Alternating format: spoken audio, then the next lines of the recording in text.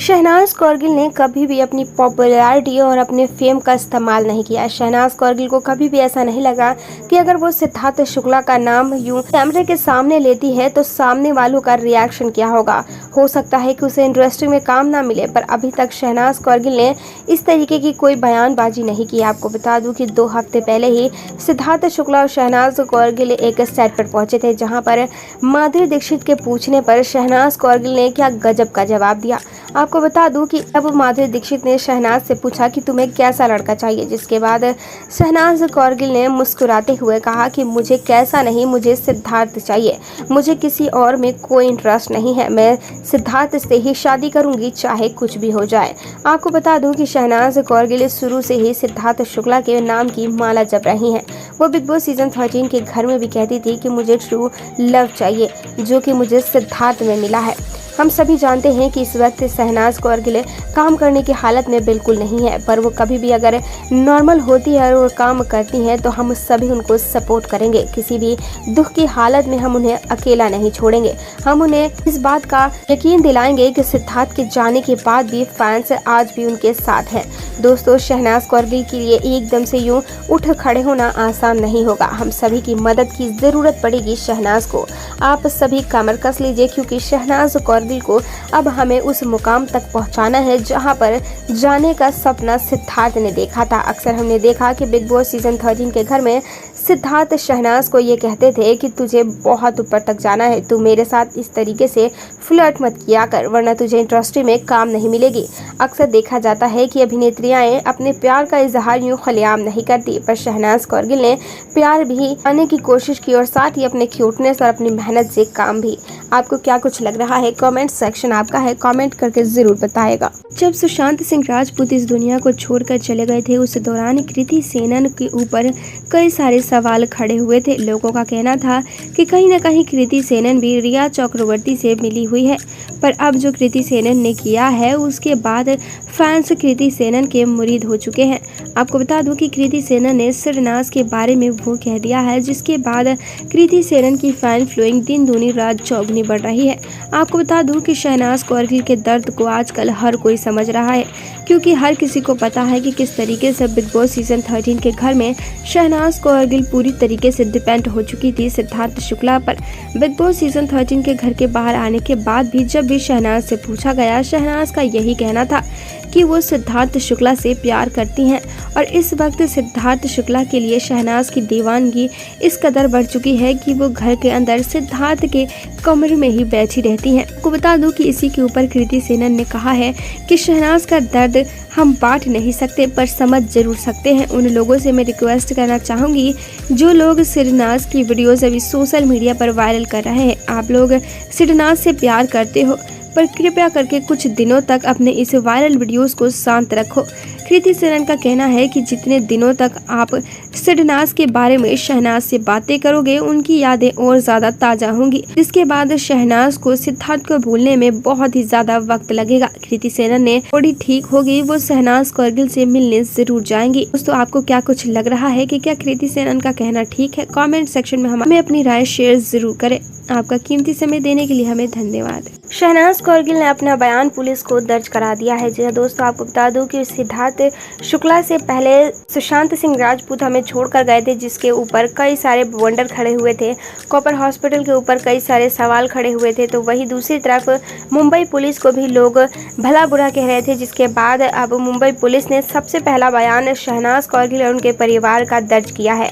चलिए दोस्तों, आपको बताते हैं कि आखिर शहनाज कौरगिल ने क्या कुछ कहा है।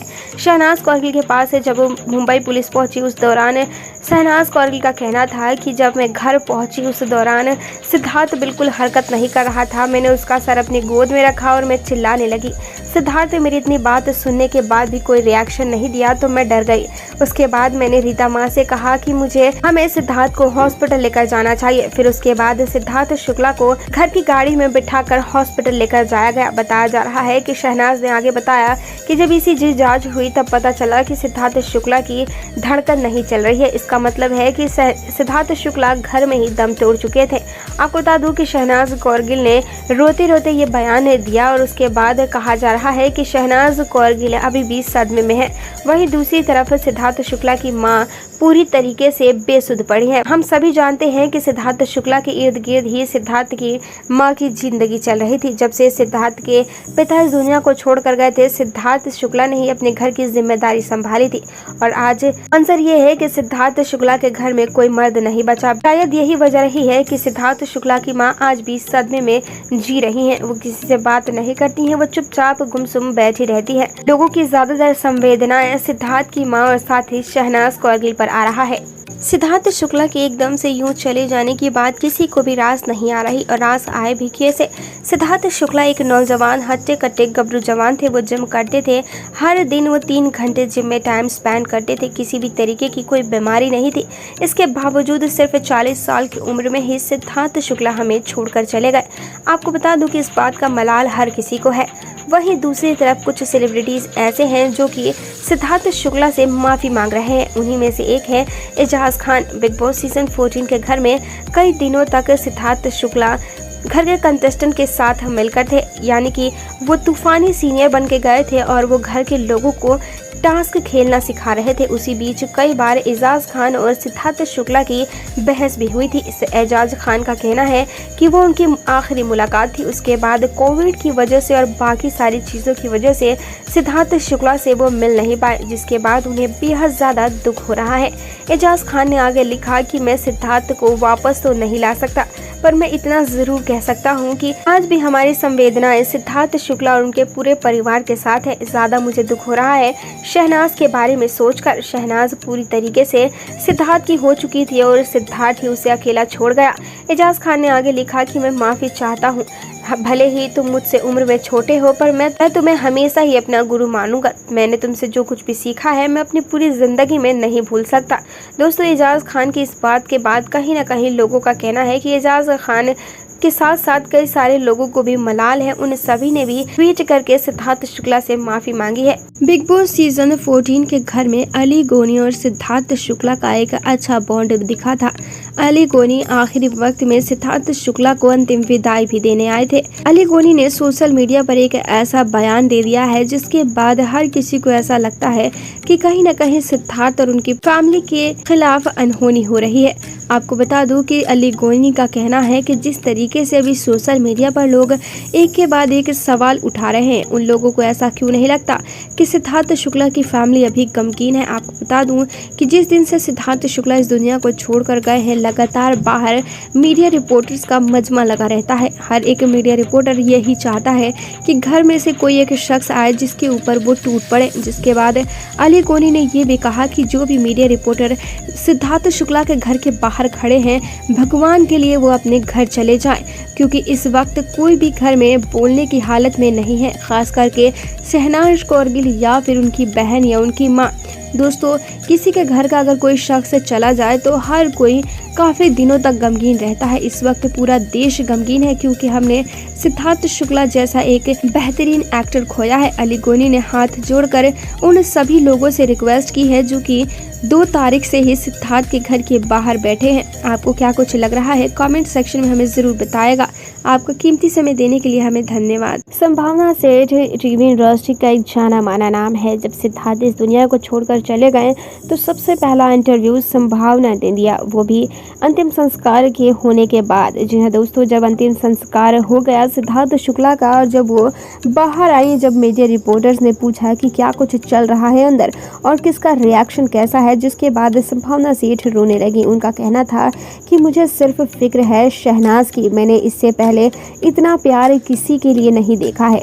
किसी की आंखों में इतना प्यार आज तक मैंने देखा ही नहीं है जितना प्यार मैं आज शहनाज की आंखों में सिद्धार्थ के लिए देख रही हूँ। मुझे बहुत बुरा लग रहा है और भगवान ने शहनाज के साथ बहुत बुरा किया। इतना ट्रू लव शायद ही अब शहनाज किसी को कर पाए। शहनाज कौरगिल के बारे में संभावना सेठ ने कहा कि मुझे लगता है कि इस लड़की का करियर अब यहीं ख़त्म हो गया, क्योंकि अब मुझे लगता नहीं है कि शहनाज उठ खड़ी होगी। दोस्तों, आपको क्या लगता है कि क्या आप शहनाज कौरगिल का हाथ इतनी आसानी से छोड़ देंगे? क्या आपको लगता है कि शहनाज कौरगिल को अब सपोर्ट करने वाला कोई नहीं बचा है? आपको क्या कुछ लग रहा है कमेंट सेक्शन में हमें ज़रूर बताइए। आखिर मैं आपको बता दूं कि संभावना सेठ ने सिद्धार्थ की मां के बारे में जो कुछ कहा वो कहीं ना कहीं हर किसी को इंस्पायर करता है। संभावना सेठ ने कहा कि सिद्धार्थ की मां बेहद ज्यादा स्ट्रॉन्ग है, अभी तक उनकी आंखों से एक भी आंसू नहीं निकला है। मुझे सिद्धार्थ की मां को देखकर बेहद ज्यादा टेंशन हो रही है, कहीं ऐसा न हो कि हम सिद्धार्थ के बाद किसी ऐसे शख्स को खो दें जिसके बाद हमें बेहद ज्यादा पछताना पड़े। संभावना सेठ की बात से आप कितने सहमत हैं, हमें जरूर बताइएगा।